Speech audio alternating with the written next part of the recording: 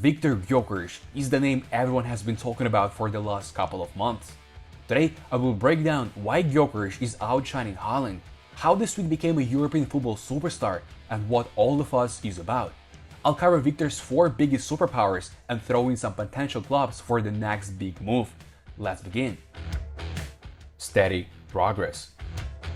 The meteoric rise of Viktor Gyokeres over the last few years results from overcoming numerous obstacles and consistent development. In fact, the Swede was deemed not good enough by those at the famous Bromma Academy, even though they did end up signing Viktor after lots of hesitation.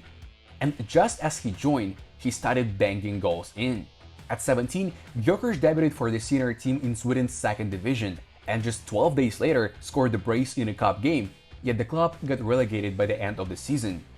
12 months later though, with the Swedes' involvement, they earned promotion back to the second division and 1 year later reached the top flight. His progress caught the attention of many European clubs, and at the beginning of 2018, Gyokeres signed for Brighton, known for unearthing gems in lesser leagues. However, the coaches at Brighton failed to appreciate the talent, and Viktor was only involved in cup matches and mostly for the U23 team. He was then loaned down to St. Pauli, Swansea and Coventry City. Coventry, unlike Brighton, saw great potential in the Swede. Though he only scored 3 times in 19 appearances, the club still offered him a permanent deal and reaped the rewards. But for 1.2 million, Viktor scored 40 and assisted 17 times in 2 seasons, earning himself a move to Sporting for 20 times the price. According to Gyokeres' agent, 8 Premier League clubs wanted to sign his client, with offers significantly exceeding Sporting's. But Viktor chose to play for Ruben Amorim, and it proved to be the right decision. The Portuguese team paid a record-breaking fee for the transfer, prompting the media to call the deal a failure before Gyokeres even made his debut. But neither the pressure from the journalists nor the new league affected Viktor. In his first match, he scored the brace and then, for 5 months in a row, claimed the Player of the Month award.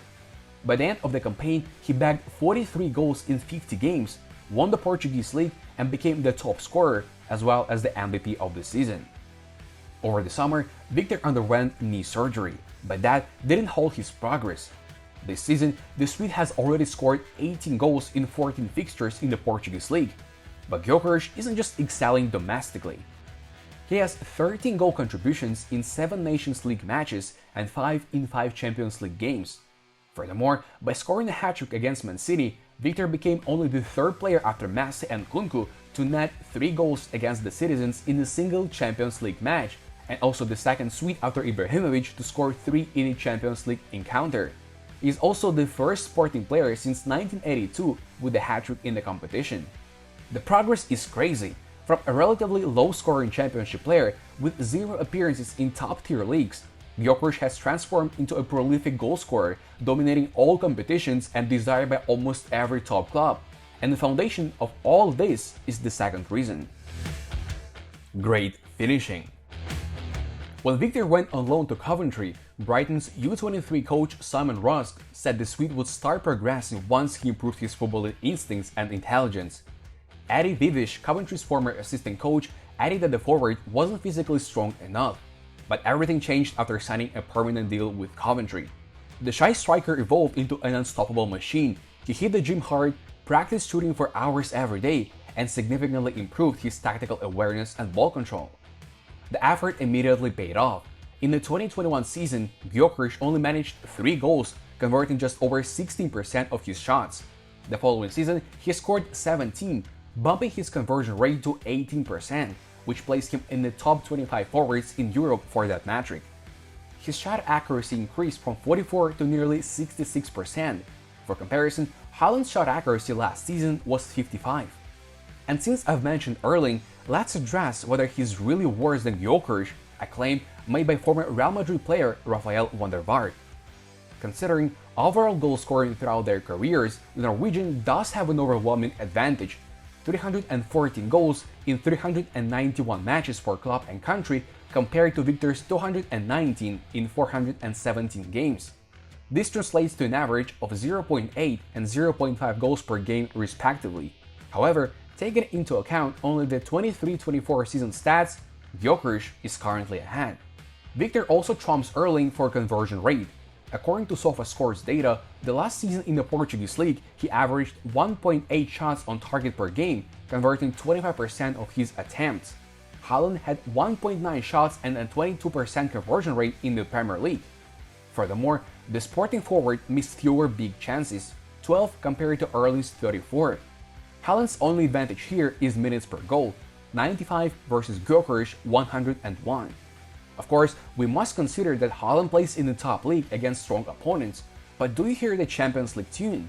In the top European competition, Erling has 5 goals and averages 5.6 shots per game, while the Swede has 5 goals and 4 shots per game.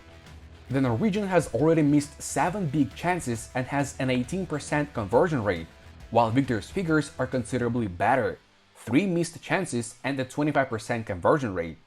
The quality of their respective opposition was quite similar, and don't forget, they have faced each other too.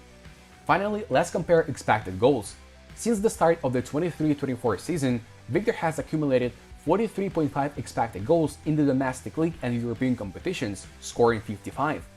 Haaland, on the other hand, has 54.4 expected goals in the Premier League and Champions League matches, scoring only 50. The numbers are similar if you exclude penalties, which leads to the conclusion: over the past season and a half, it's safe to say Viktor's conversion rate is superior to Erling's. The comparison is not coincidental. Both are tall, powerful Scandinavians with excellent speed and a killer instinct in the penalty area. They even celebrate in style. By the way, Gyokeres hasn't yet explained the meaning of his crossed arms over face celebration. His former Coventry teammate, Josh Aklas, speculated it's a reference to Hannibal Lecter, while the Portuguese media link it to Bane, the villain from the Batman films, as the footballer once posted a character's quote on social media. Anyway, back to exploring Gyokeres the footballer, because there are other areas where he excels. For example, contribution to the team game. Viktor is a great example of a modern striker who doesn't just wait for chances in the penalty area. He works a lot off the ball and frequently moves out of position to participate in the build-up. At Coventry, he was crucial in transitions and led the team in progressive passes received. Sporting plays more possession-based football, resulting in Gyokeres being even more involved in the team's game. With long passes and build-up play in front of the opposition's penalty area, he can quickly play 1-2 passes or dribble the ball forward to create scoring chances for his teammates. Viktor is also excellent at drawing defenders out of position to create space for his teammates, as seen in this example. His unselfishness and willingness to help others score is one of his key strengths. Last season, he was among the best assistants in the Portuguese league. From January to early November of this year, he was among the top 3 in this metric in the 7 highest-ranked European leagues, also leading the goals plus assists race by a high margin. To better assess Gyokeres' involvement in team play, let's look at advanced stats and compare them to Haaland's. Viktor currently averages 4 times more key passes than Erling. This holds true both domestically and in the Champions League. Furthermore, according to FBref last year's data, he ranks in the top 1% of strikers for average non-penalty goals, shot-creating actions, touches in the opponent's penalty area, and progressive passes received. In short, Gyokeres is not only a monster in attack, but also helps the team at the back. He regularly presses opponents to force mistakes and turnovers.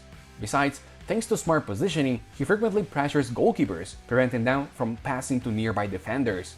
Finally, the Swede is valuable even in his own penalty area. His clearance almost off the goal line against Man City is a prime example. Versatility. Viktor describes himself as a strong, fast striker with a thirst for goals who immediately runs forward upon receiving the ball. However, his heatmap in the Portuguese league shows that he can occupy either the flank or the number 10 role and drop deeper into midfield. Last season, his movement was even more varied. Compare this to Haaland's heat maps. The difference is obvious. Despite his height of nearly 6 feet 3 inches, Gyokeres is very agile, which makes him dangerous both in transitions and positional play. He's fantastic at using his body to protect the ball or running behind the backs avoiding offside traps. Mbappe, take notes. Thanks to his physical power and goal-scoring mentality, the Swede fearlessly takes on defenders, even in situations where it seems likely to fail. His excellent dribbling helps him maintain effective ball control. Look at what this monster does. Ruben Amorim has said that Gyokeres transforms Sporting's game because he can create danger at any moment. His trademark sharp turns and changes of direction add an element of surprise for opponents. His powerful shot is a standout feature and extremely difficult for goalkeepers to handle. The Swede can smash it in from a set piece either. Gyokeres capitalizes on chances created by his teammates, making him a top-level finisher, as we discussed earlier. His height and excellent jumping ability allow him to easily win aerial duels, giving Sporting an additional attacking option, dangerous crosses and cutbacks from the wings. Thanks to his diverse skill set, Viktor can play various roles. Early in his career, he played around 40 matches as a left winger, almost 20 as a right one, and sometimes as a withdrawn striker. At Sporting, he plays as the lone center forward, while in the national team, he partners up with Newcastle's Alexander Isak and is highly effective in both roles. In general, Gyokeres is a versatile forward who excels beyond just finishing. His distinct abilities will allow him to succeed in any league in the world and contribute to teams with various styles and tactics, and this is the final reason for his brilliance. So, where could he go next? According to Sky Sports, this fall, almost all of Europe's big clubs have shown interest in Gyokeres and are prepared for huge expenditures. His release clause is 100 million, but Viktor has a clause allowing him to leave for 60 or 70 million in the summer. And if the Swede keeps his incredible form, there is no doubt that money will be sent to Lisbon. So let's consider the pros and cons of each potential club. The interest from Juventus and Milan is likely flattering, but his chances of ending up in Italy are slim. Juventus already has Dusan Vlahovic and spent big in the summer of 2024, meaning there is neither the need nor the resources. Milan is simply a bad option. The team's current state doesn't match the potential of the 26-year-old Viktor. Barcelona reportedly wanted the Swede too, but Robert Lewandowski is in the form of his life, and the sporting director Deco ruled the transfer out for now. No need to even mention the financial aspect. Are Real Madrid among the potential buyers? They might be. A powerful center forward in Madrid would also come in handy. English top clubs are frequently mentioned as the main contenders: Man City, Liverpool, Chelsea, and Arsenal. The first option seems ridiculous. It's hard to believe that City would sell or bench Haaland. Maybe if he leaves? A move for Liverpool also seems unnecessary. The team has enough strikers, and in the slot system, a center forward isn't necessarily a key position. However, Chelsea do need a prolific striker, and rumors suggest that the Blues are currently leading the race for the Swede. Despite Nicholas Jackson being prolific this season, the team has no other option up front. I hope that they don't give Viktor the cursed number 9 shirt if the deal goes through. Regardless, Arsenal seems the most suitable option. The Gunners need a striker who can press, create space for the wingers, and find pockets of space in and around the penalty area. Mikel Arteta seems content with his current squad and is using Kai Havertz for the role. Would Viktor help Arsenal? Absolutely. Do they have the money? Yes. That's why I consider this option to be a win-win for both sides. Another interesting option is a move to Man United. First, Viktor would reunite with his former coach, Ruben Amorim, who knows exactly how to utilize his strengths. Second, the Swede looks like a more skilled attacker than Rasmus Højlund and Joshua Zirkzee. And finally, England could see an epic Swedish-Norwegian rivalry between two number 9s from the Manchester clubs. Of course, as soon as Man United appointed Amorim, the media asked the coach about the Swede. Yet Ruben replied he didn't plan to bring the player in, at least not in the winter. Gyokeres himself repelled the rumors, claiming he was focused on playing for Sporting, so the most exciting part is yet to come. Ending. Although Gyokeres doesn't play in the top league, his talent is undeniable. His impressive conversion rate, versatility, and significant contribution to team play make him one of the most exciting forwards in the world. His rise from the lower leagues of Swedish football and his consistent progress are truly impressive. He's 26 now, the ideal age to move to a stronger league. Personally, I expect to see him in the Premier League, whether it's Man United, Arsenal, or Chelsea. A battle with Haaland will be legendary regardless. Where do you see Gyokeres play in the future? Share your thoughts in the comments below. See you soon. Know the ball.